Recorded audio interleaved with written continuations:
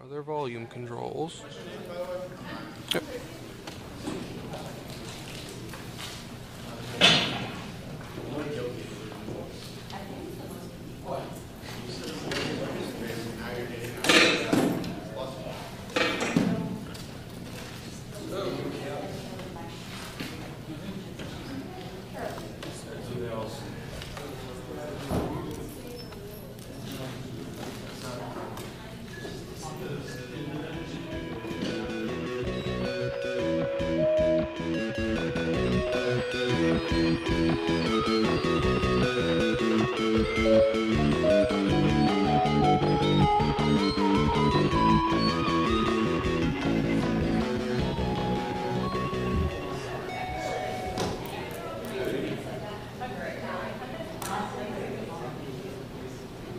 Okay, technical issues have, I think, been worked out. Welcome to this gigantic room. Meeting will begin. Announcements first. Tomorrow night, we're eating dinner at Rocky Mountain, so if you want to join us, 7 p.m. It's kind of like what we used to do at Raisins, but the food is better and there's no trivia. And there's still music, so yeah. So if that appeals to you, come to that. Also, a couple other events this Friday. Josh. We're a little warning with that. Game night is this Friday, 7 p.m. Student Center. Never been before. It's going to be over there by the subway area. It's just a big open area with some tables. It's usually enough for people to come. We play games of all types. We play card games, board games. We'll do the same this time. We play card games, humanity, monkeys, some sort of European train.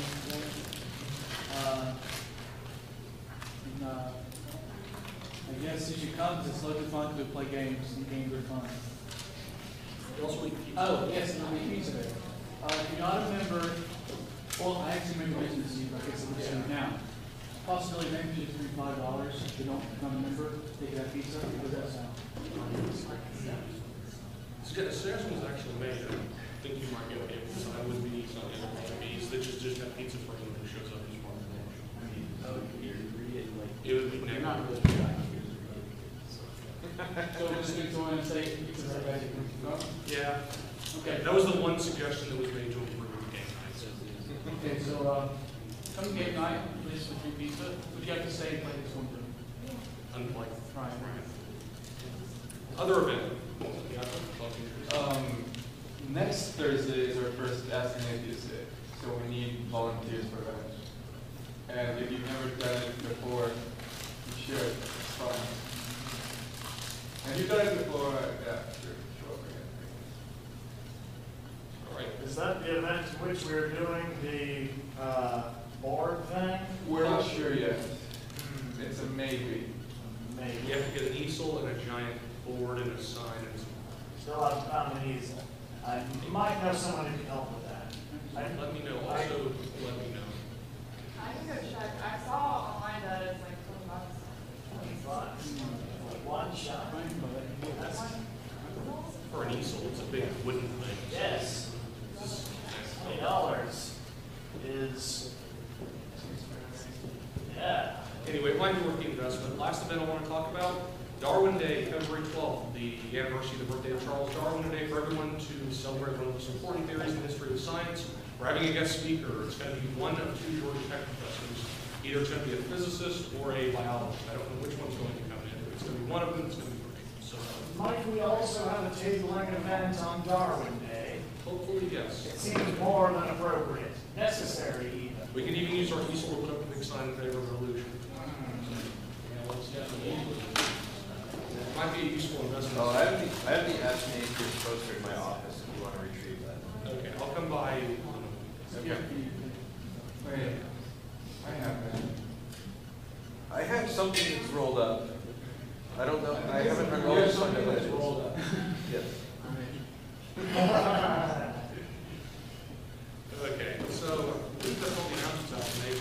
Which brings us to the meeting. We're going to be talking about, I thought it'd be interesting to talk about first off, some of the strange, deadly, or otherwise interesting things that have been done in the name of science, and talk about whether they were good things to do, whether they were bad things to do, and why, and whether or not we should repeat them. I'm going to give two examples first off. One of them is fairly serious, I'm sure you've all heard, we've actually talked about it before. The others, I think, funniest shit. So, who wants to see the serious, then the funny in that order? 1, 2, 3, 4, 5, 6, 7, 8, 9. Anybody disagree? Who wants to see funny, then serious? You. Contrarian loses. Serious. We actually talked about nuclear weapons last semester, but if you haven't seen this video, this is J. Robert Oppenheimer talking about his presence at the first nuclear testing. Is this the part where he says, "I am become death, destroyer of I didn't know Alamogordo. That was the name of a sword in a book I read. Really? Yes. Alamogordo. It was like a post-apocalyptic thing. A barbarian named it because it was a curse in his language. Magic talking sword. 5, 4, 3, 2, 1.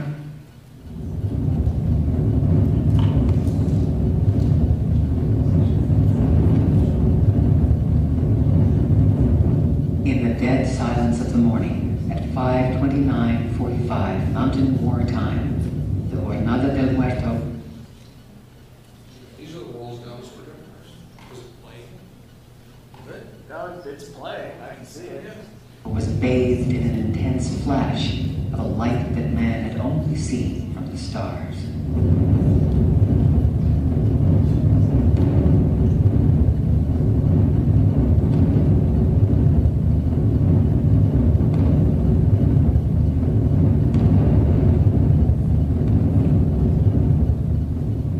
The world would not be the same. Few people laughed. Few people cried. Most people were silent. I remembered the line from the Hindu scripture, Bhagavad Gita. Vishnu is trying to persuade the prince that he should do his duty, and to impress him takes on its multi-armed form and says, "Now I am become death, the destroyer of worlds." I suppose we all thought that one way or another.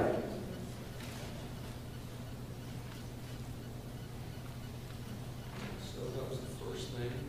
One example of something very important that's been done in science, which many of you who were involved were later thought was morally questionable. Here's something that's just, to me, bloody hilarious. Reading these stories about fucked up experiments that have been done in the past, the government funded this experiment. They want to teach dolphins to speak. So they built a house that was partially flooded so that a woman and a dolphin could live together. So they gave her the dolphin when they were tiny, and the dolphin grew up with her. Problem was, when the dolphin reached sexual maturity, it just wanted to bone her. The dolphin would get really aggressive and was bruising her and attacking her because she wouldn't have sex with it. So they started giving the dolphin conjugal visits. They would take the dolphin out of the house and let it have sex with other dolphins. But then they were like, this is fucking up our experiment. We don't know if we can teach it to speak if it gets to interact with other dolphins. It became a little more gentle. It was trying to court the woman. It would nibble at her feet and and it would roll over and show its junk to her. So she started giving the dolphin head. Get off. And the dolphin became more receptive to their lessons after she started jacking it off. Bullshit. But it still wasn't talking. So the solution was, of course, you need to do LSD with the dolphin. So they started dropping acid together. What the fuck? The government could What do they think a dolphin's gonna say? More hand jobs.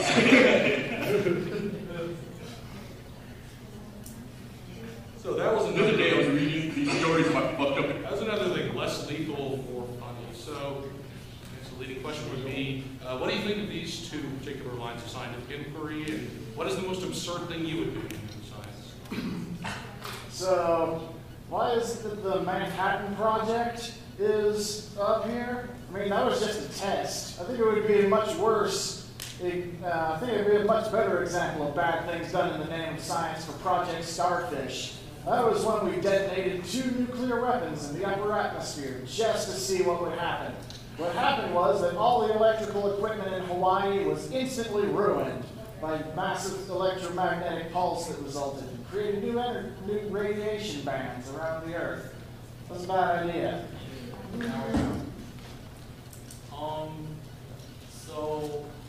Well, I think the Manhattan Project was necessary because it saved millions of people in Japan from getting because the Japanese were just going to fight to death anyway, so we basically killed several hundred thousand out, and that saved many lives, but just bringing the war to a close. I kind of disagree with that line. Maybe in the short term it saved a lot of lives, but if you look at all the birth defects and all the innocent civilians that were killed because of it, I don't think that's a really serious argument. Even the people that were in charge of the decision, in hindsight, have shown regret because the destruction caused the country in the short term and in the long term. So yes, Japan. But Japan is now Japan is the third largest country by GDP. They've recovered. Okay, let me finish my point. They've recovered since, but you have generations of birth defects among innocent civilians who, even if Japan fought to the death in World War II, would likely not have died. And so I think that making the bomb and showing its capabilities and using it as a leverage point, as negotiation, is perfectly fine. But I think imagine waking up tomorrow and you're just dead. Yeah, but that's. I'm not sure if we wanted to reveal. Yeah, but we didn't want to reveal our fleet or Trump purchase yet. We didn't want to tell the Japanese, oh, we have this super powerful bomb that will fuck you over. So when John Cena better, instead of saying this will kill you, they're like, I would have detonated it off the coast. We wanted to do that. We told them we could. Yeah. Did you read about the Japanese war crimes they committed all over the South Pacific and How does that change? I'm just asking. yeah, but it doesn't change the fact that you killed millions of civilians. That's my question. Do you think it would have been died just because of the A-bombs? It's a few tens of thousands died. It was hundreds of thousands. Compared to do you think it would have been better to just drop the bomb on the actions of the military as opposed to civilians? There's also, I mean, if you could just congregate their military in space and just kill the military, I think that is definitely better than. there's also the problem that I feel is that not only it killed a bunch of Japanese, but it also saved the lives of a bunch of American soldiers. And I think that any number of civilian deaths is in fair trade for the life of a single American. Yes, I said it. Okay. I was surprised no one brought up the Dresden statistic yet. That more people died from firebombing of Dresden than, I believe, both bombs combined. Yes. So,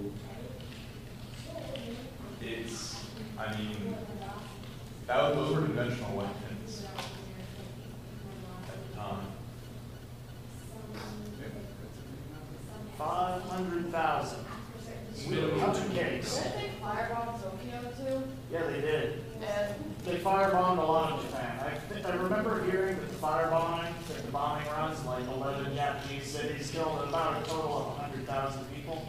and they died a much longer, painful death. That's as correct. opposed to, Well, compared to cancer, it's hard to say. Burning lung cancer, I'm not sure. people who died, who were in that area. The blast radius. In the blast radius, you die instantly, you just vaporize. Yes. So it's. I suppose that's marginally better, I guess, if that's your point. Yes, I'd rather die from that than make one. But my point is that people talk about the atomic bombs a lot. But if you're going to reduce it down to just, the calculus of war with just lives versus lives, then we do a lot worse things than bombs. And people seem to forget that. Are you saying that dropping the A-bombs was like a war crime almost? It was. It was against civilians. Well, compared to the Holocaust, the mass. Okay, if you set the bar, if you compare it against everything else that's terrible. Stick to balls. Maybe it has an aspect, it's still larger. Yeah, well, I mean, I was gonna say something kind of more on the subject of just as far as ethics and science. One of the things about science is you don't actually know what you're going to find out beforehand. So when you think about ethics as far as what's normally you want to approach is through like a cost benefit analysis, but of course, when you're talking about doing experiments, you don't actually know what the benefits are. So generally, it's probably safe to say like we shouldn't do certain things in science because we're not really doing good out of this. On the other hand, you could say like, hey, we will find out something really useful, but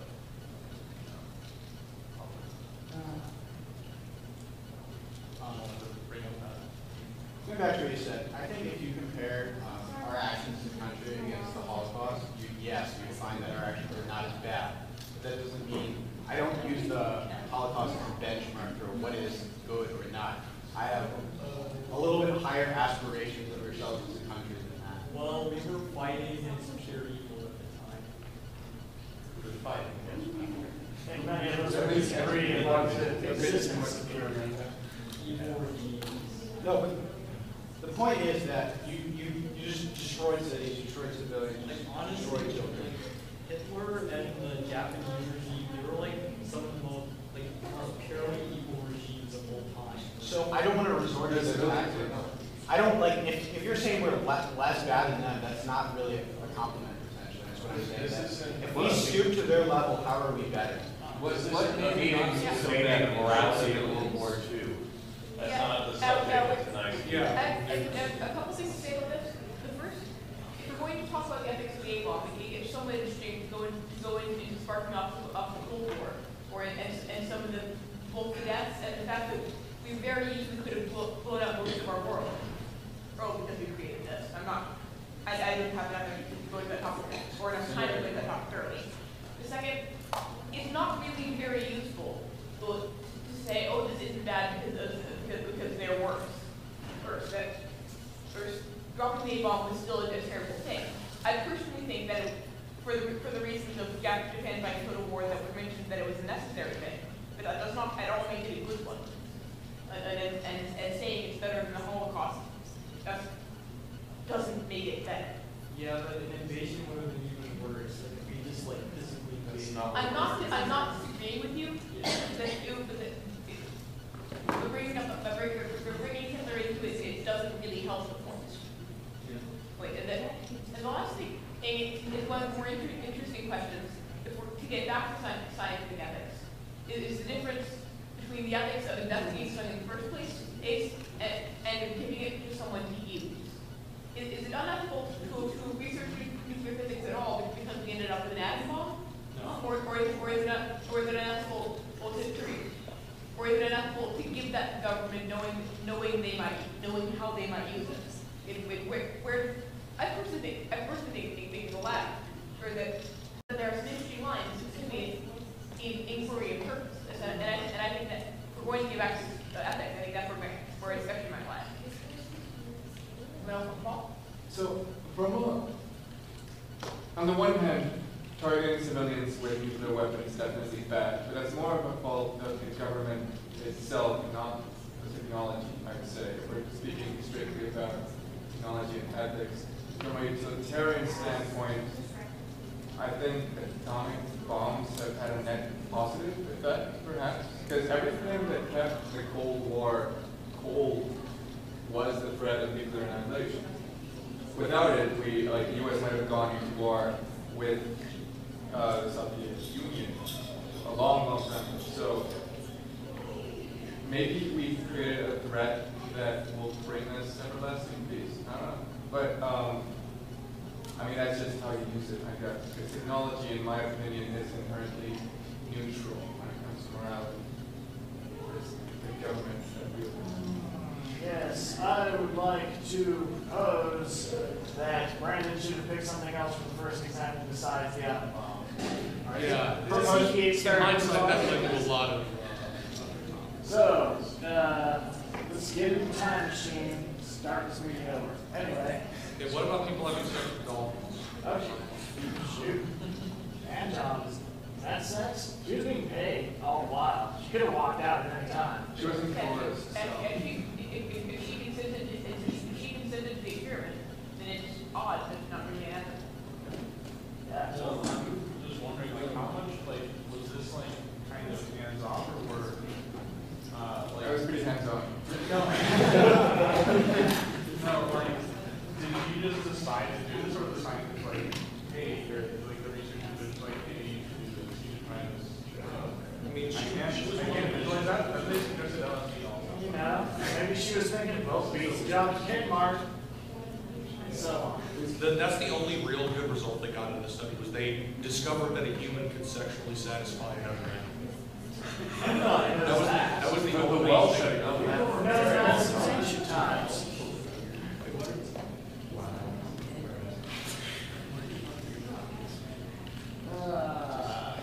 Crap, I was gonna think, say something.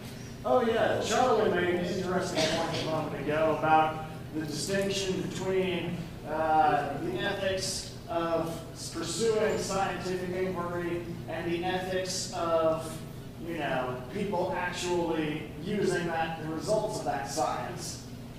And that got me thinking about the all-American hero, Werner von Braun. Not Larry. Yes. Hey, so if I understand correctly, he basically built a bunch of rockets for the Nazis and then came to build a bunch of rockets for us. Seems he was somewhat undiscriminating about what his employers did with the things he discovered, which is interesting in contrast with the German Hitler's nuclear scientists who dragged their feet on the atom bomb research. I'm not entirely sure that a scientist is obligated to play the moral guardian to the person who's funding their research. I think there's all kinds of reasons a particular scientist might feel that the research they're doing is a bad idea for one reason or another, but I really don't think that they really have any responsibility to intervene on that score. Like animal testing, for example. Some scientists, I can imagine some scientists wouldn't like it if they get a job at a biotech company that, you know, expects them to do it. You know, shoot, they should. It's their job. Here you go, Scott. Woo! So I would tend to agree that I don't think scientists necessarily need to take responsibility for what people use their findings to do. I think the blame tends to fall on those who then use the findings unethically. Another interesting thing to think about, though, is some lines of inquiry probably can't be really explored in an ethical way. The closest example I can think right now is how would the human body react to a vacuum? The Nazis performed some experiments to find out on living human beings. Now you could say, well, you could do it on cadavers, but it's not going to be quite the same. But perhaps there are other experiments that there's really no way to find the answer without doing something unethical.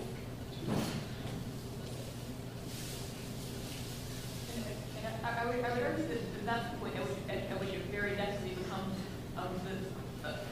whatever the other blame on is very definitely placed on the science. Is what you're willing to do or sacrifice, even if that thing is very unpleasant for knowledge. It becomes the scientist's personal choice of what they're willing to live with, and then often that leads to extremely unpleasant as an immoral thing. You had a moral ability to go, oh, the Wikipedia article on the ski syphilis experiment. And that very much, the immorality is on the scientists carrying it out. But that's not as true of, say, the A-bomb, where a lot of that goes to the soldiers and the government.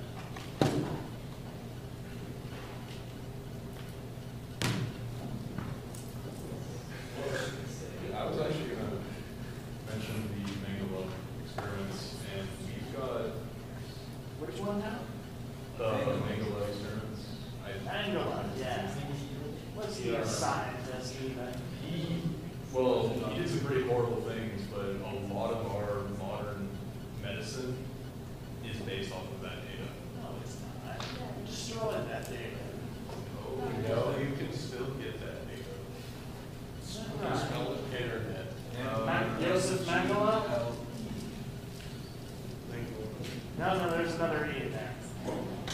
Mandel. I wrote a school report on him once.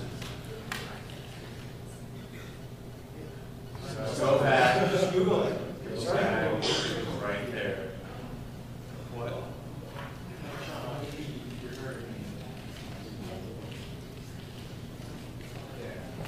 But the question kind of becomes, you know,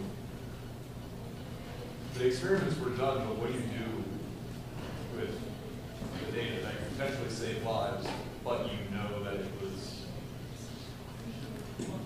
extracted in this horrible manner that involved killing?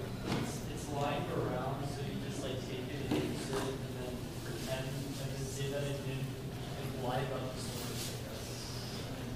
Yeah, no one believes you when you do that. That's not safe.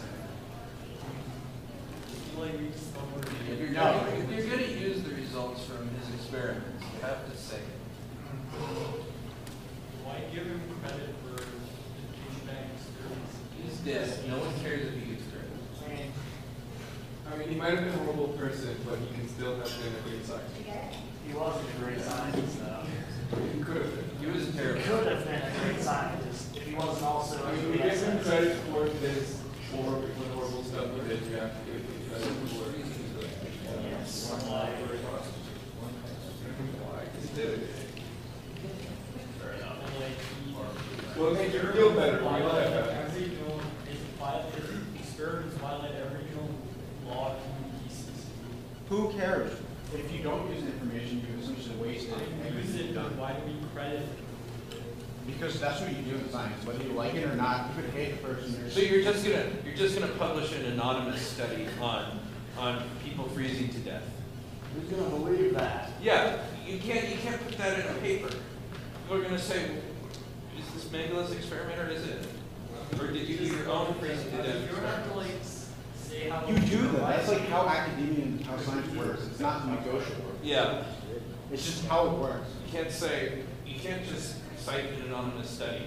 You have to say what study you use. It's also a worthy cautionary tale. Like, this guy obtained a lot of good information, but there's some stuff that's simply not worth finding out at such a cost. So who's against paying people to freeze them to death? Wait. What? Consenting people? Yeah, consenting people. Well, So it depends on how much you pay them. Well, If you pay someone, If they have some unreasonable, genuinely consent, and then go that. no, that's not a joke. I mean, one of the things about medical ethics is that you can't pay someone a ridiculous amount of money, right? If you want to pay someone $10 to perform a psychology experiment, that's fine. But if you want to pay someone who's homeless $100,000 to do stuff, that's unethical because they have no choice but to say yes.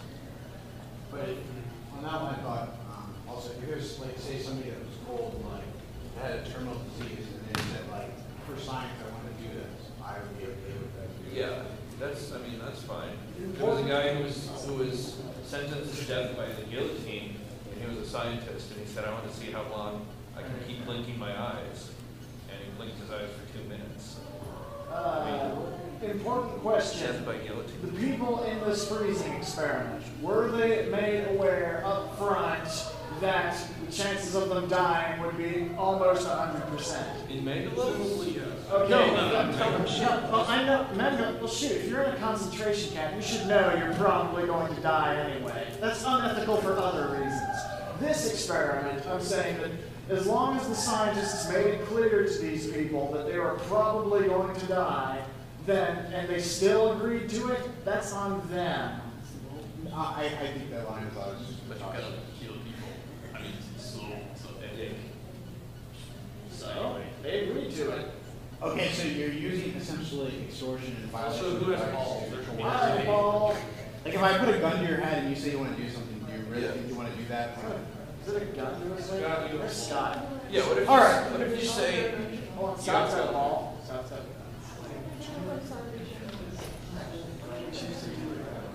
That's definitely extortion. I agree. This is like concentration camp experiment, right? What I'm asking you.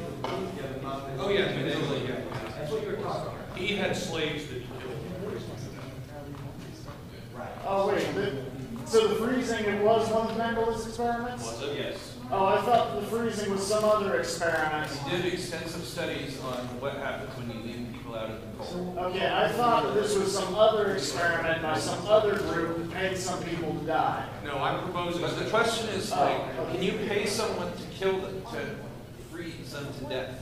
I mean, what if you tell them, I mean, what if you say to someone, you know, I'm going to kill your wife and children if you don't do this freezing experiment? Is it? What if you say, I'll give your wife $1 million if you do this freezing experiment? Is that ethical? I think it's slavery. It is. It's very unethical. Speak up. You're talking about how like scientists shouldn't be held responsible for these things. So confusing. Why does everyone think scientists should get a free pass on morality? No, they said on once how it's Someone else brought up animal testing. That's me. I said that.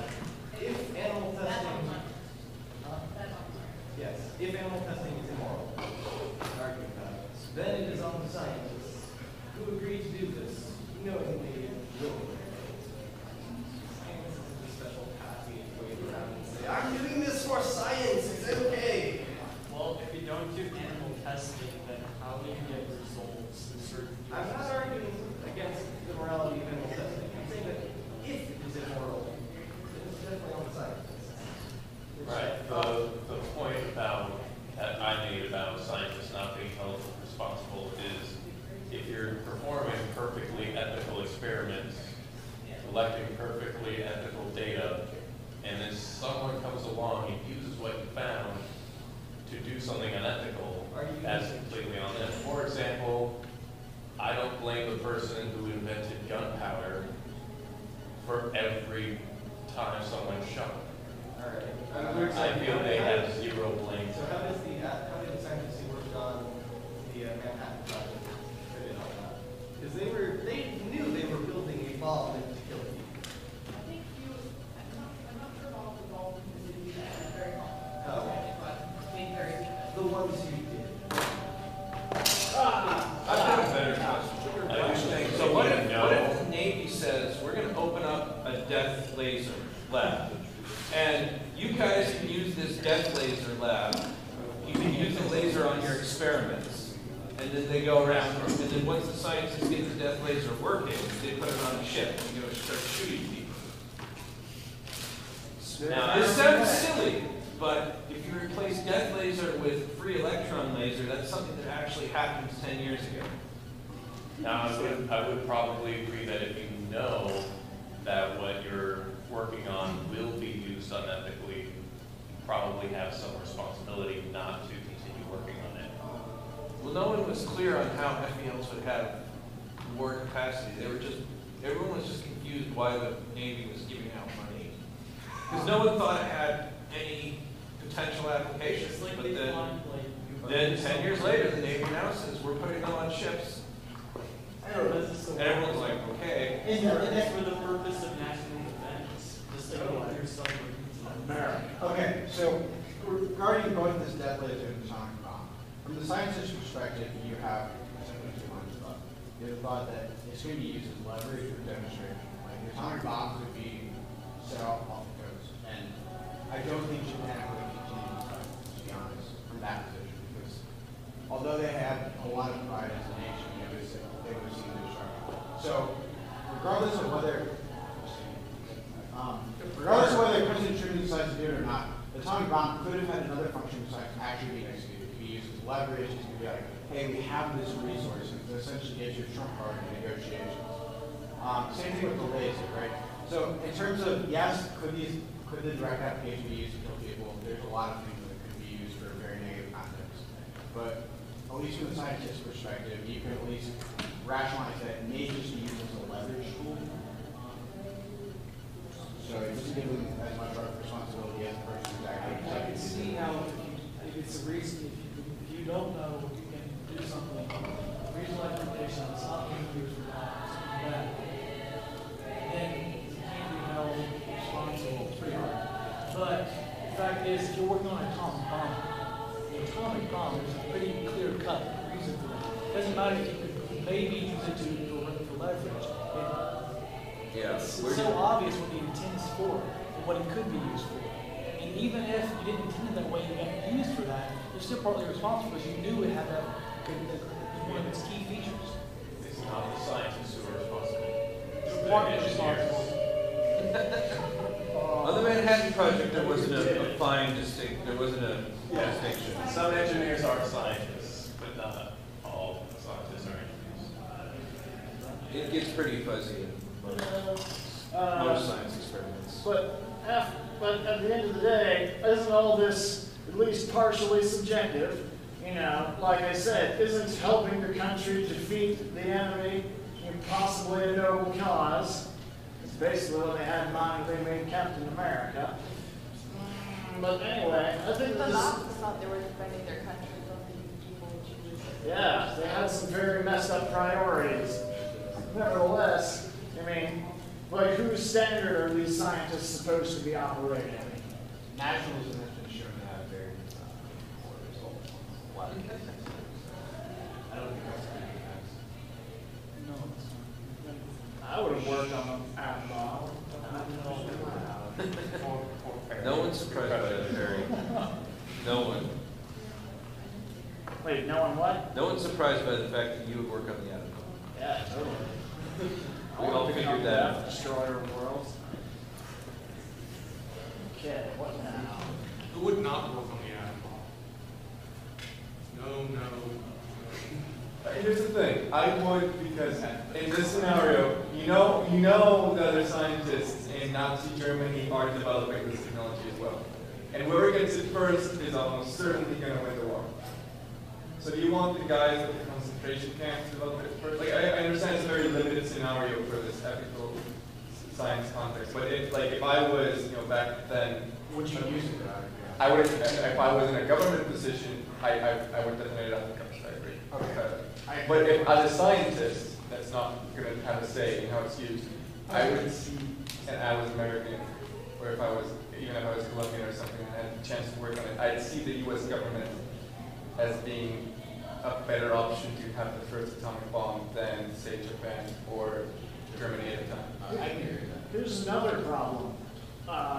As a scientist, or an engineer, as the case may be, don't you also have a right to consider your own career? If you just dig in your heels and say, no, project is unethical, I'm not going to work on it, what are the odds you're going to get hired again?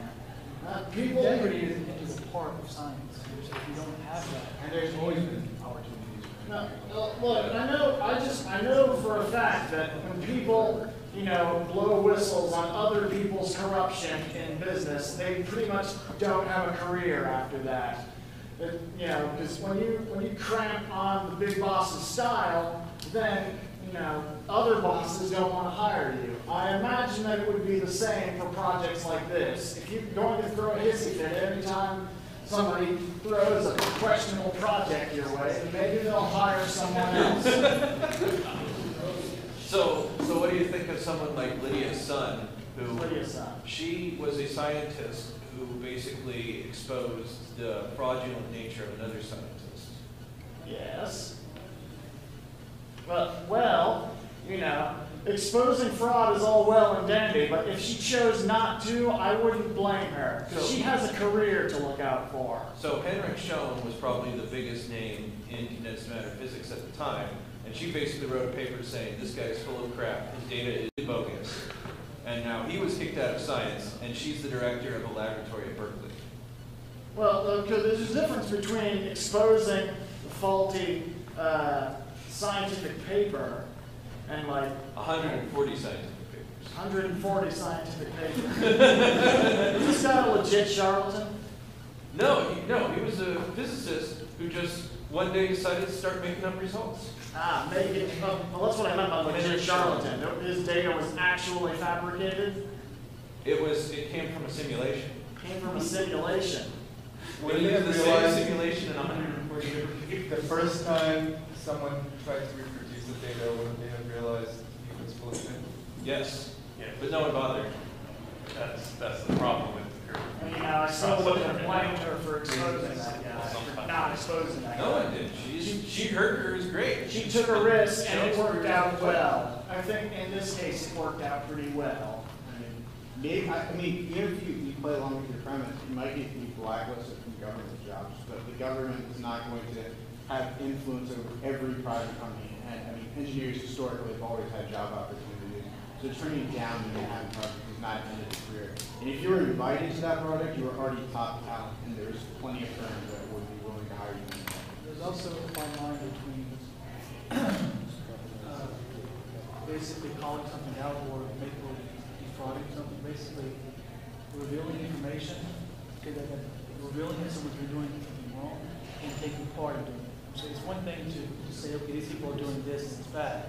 Another thing to do it again. You could just say, okay, I don't want to do this. I won't tell anybody what you're doing. Yes, then won't they just get another guy to do it? Why can't I have the cozy government job if the atom bomb's going to get built either way? I'm just going to say. Okay. It's a big layer statement. Self-interest is not justification for evil. No. It's morality pointless. If you can say, well, this would benefit me, so it's okay to do it. It's really like Is any amount of coercion an excuse to do something someone's telling you to do? Or do something evil for you not? But when it's just like, oh. If it's just job security. Job security. How far would that go? Yeah, I'm pretty inclined to place ethics as more than job security for grades. You'd say, hey, I have this job to do science properly, and I don't want to go improperly. I can see where someone might make a different choice, and it's this one choice. But I don't think that makes any ethically right. It's where it is.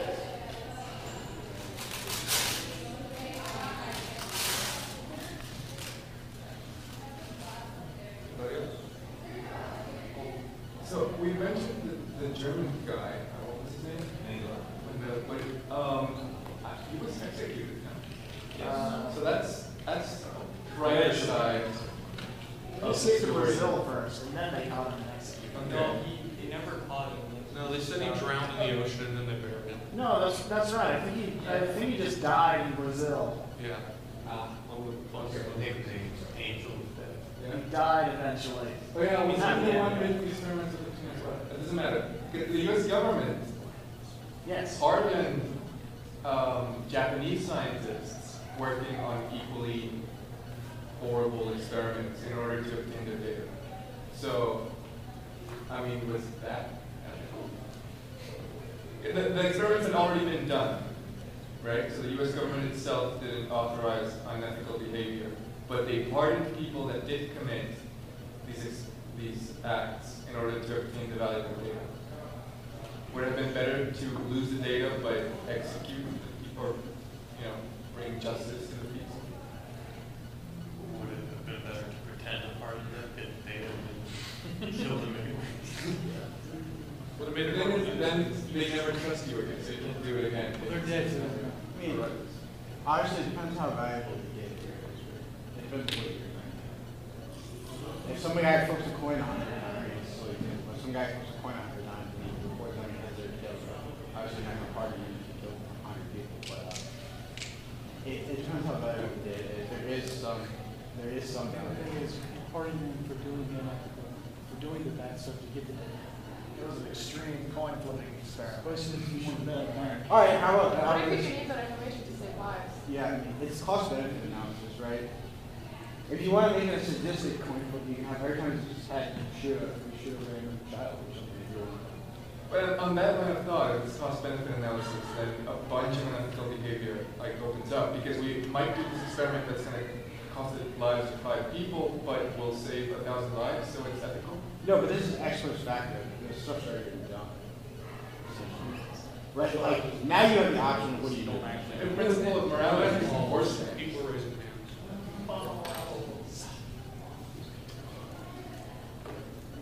Scott, here's one. Yep. There are people talking.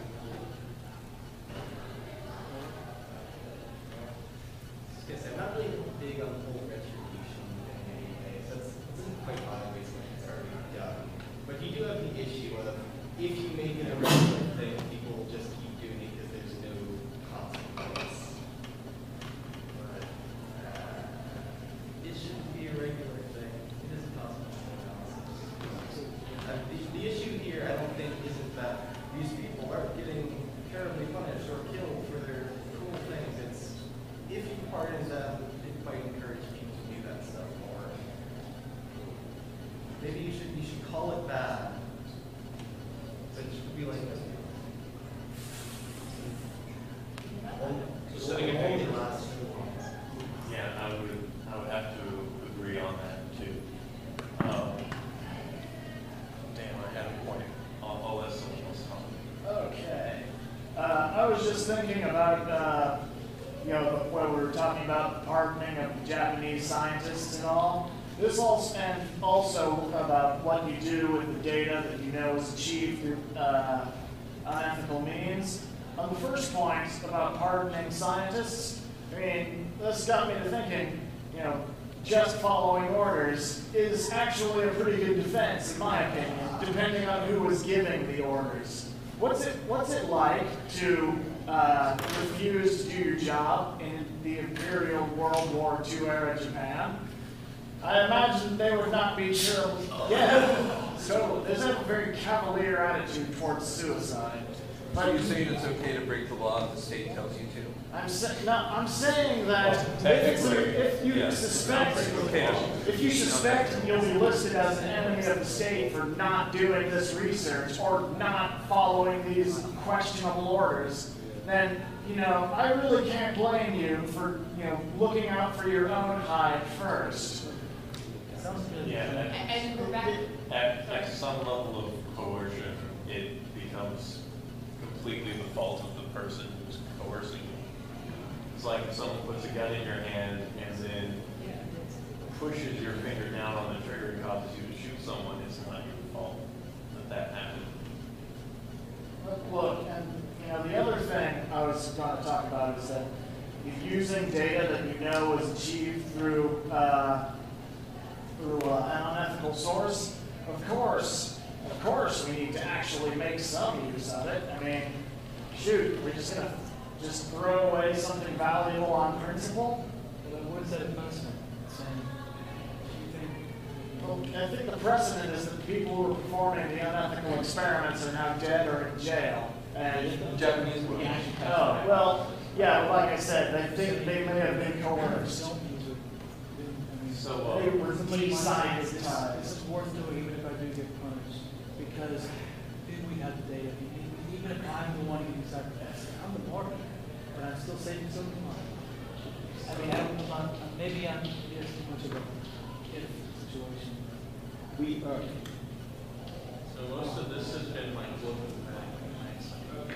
But as far as looking for, I already said this, so I'm just kind of reading myself, but basically, usually most scientific investigations, you have a blank sheet of paper.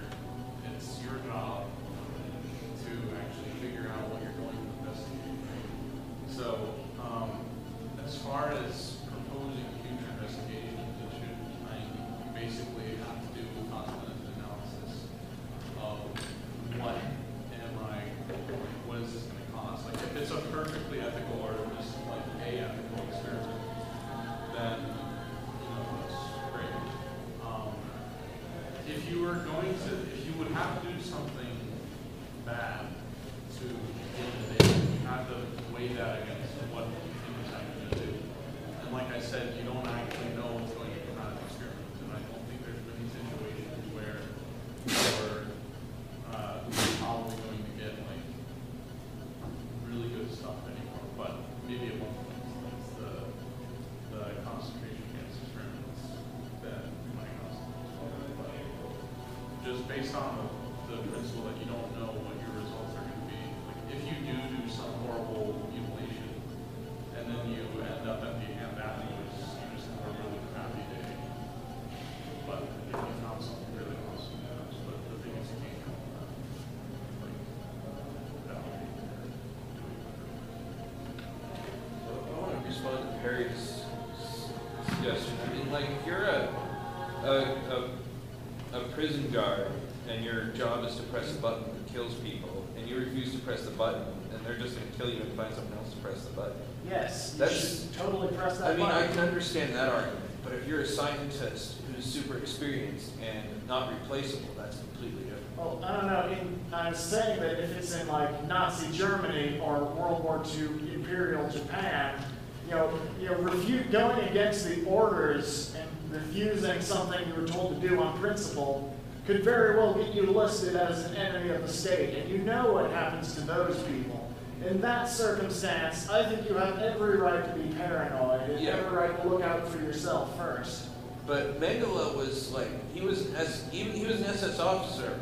Yeah, but he had if to he wanted sign to up stop, for that. if he wanted to stop doing, he wasn't ordered to go do medical experiments. Yeah, he told the SS, I wanted to do medical experiments. So that's the thing about following orders. If you're like a grunt, that's a good thing. If you're like one of the senior officers who was giving those orders, that's not such a good idea. And I think that was a consideration that was taken at the Nuremberg trials. Like they didn't just try every single stormtrooper; they tried like officers who were giving orders. I feel like it's not like what they're doing, but like what their position is, like how their heart feels about it. Like Joseph Mengele was clearly evil. He actually wanted to do this, and he was like, he had like evil intentions. But Werner von Braun was really curious about rockets, and he was kind of forced to do what he had to do. So what do you guys think about researching AI? That's possibly our age's atomic bomb. It can potentially lead to the annihilation of mankind, potentially. It could also lead to great benefit, like atomic research. I doubt it. You got which one? Someone who's done machine learning algorithm experiments, I don't think they should hook it up to an atomic bomb either way. Like in Terminator, their biggest mistake was giving Skynet unlimited access to all the nukes. Don't hook up nukes to AI. That's just not a good idea. What'd you do? You broke it. I need to put some glue on it. Well, there was one Russian guy who was supposed to launch nuclear weapons, given the input he gave. I like it. Actually, that guy's got a really cool career. So it's 7:30, the conversation's breaking up, so we'll go ahead and end it here. Balls and start getting. Can I do like one more hypothetical? Sure. Okay, well, I want to say it's very, like, I understand the whole, so if you're a grunt, you just have to do it. It's really dangerous to give that justification, because we need to encourage grunts to disobey, because it works a lot of times. There are all sorts of low-ranking Nazis, low-ranking border guards in nearby countries. You saved dozens of people by disobeying orders. And they were, like, there was a Swiss border guard. He was ordered, keep the fleeing Jews out of Switzerland. And he was like low rank. He was patrolling the border and to, turn him away. And he didn't. He put dozens of people through. Yeah, he eventually got caught and got fired. But he still saved dozens of people. We need to encourage that. And by saying, oh, you're perfectly fine because you were under order. I would say you're still completely responsible for every action you take, but I understand why you took that. You say that, but if the Milgram experiment taught us anything, is that anyone can become that grunt that does horrible things. that's the one where they told you to electrocute people, right? Yeah. So, because they thought, oh, something must be terribly wrong with Germans, even the lowly grunts did these horrible things, that morality must be screwed in Germany or something. Then they tested it on Americans and discovered that they're just as capable of doing horrible things. If there's a sense of authority, if they sense a true authority commanding them to do something, then pretty much anyone is likely to. And they found the person was more likely to electrocute the person telling them to was wearing a lab coat. So that's important information. Why do you think all psychologists wear lab coats? One last point. That's always not. I mean, yeah, there are some limited cases where the state orders are very good, for especially West examples, but think about all these people that work at companies that are low level positions, and you tell your boss to go fuck themselves, and then you don't get another job, and then we end up paying unemployment benefits for them. So like, it's a double-edged sword. Like, you can see where mine is. Yeah. Okay. That was, on that phone meeting re-adjourned. So it's the last hypothetical. If you knew there was an experiment that required you to like use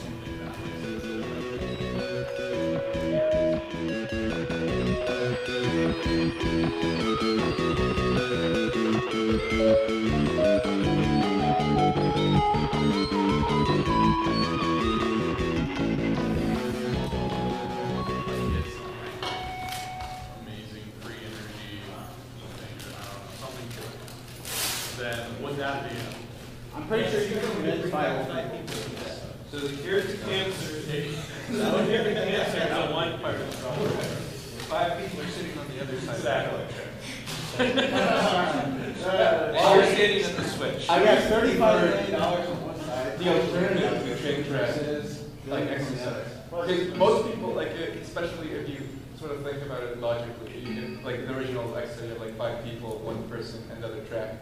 And like, I would personally choose to move the train so it kills 1 person and saves 5 people. I'll be directly responsible for the death of 1 person if that means saving 5 You also, but if the scenario changes slightly, there's 5 people on tracks, you're on a bridge, you have to push the fat. and you have to push the fat person, and he is of sufficient mass that he will stop the train. Would you do it? I wouldn't. I don't think you can push that person. And the thing that's interesting for our people though is the same, in everything related to the effect, it's the same question.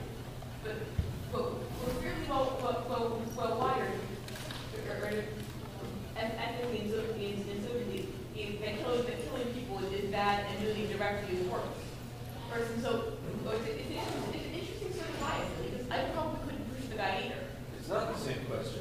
The number of people that die is the same, but people are more than You know, in that scenario, I think it's important to consider what you could convince a jury of. I mean, I pushed the guy. In both scenarios, you murder a person. I pushed the guy on the tracks. You're a murderer. It's so much easier to pull a lever than to push a human being. I'm not going to pull that lever because that could be possibly construed as, choosing to let one guy die, which is like murder. All right, take out the legal ramifications.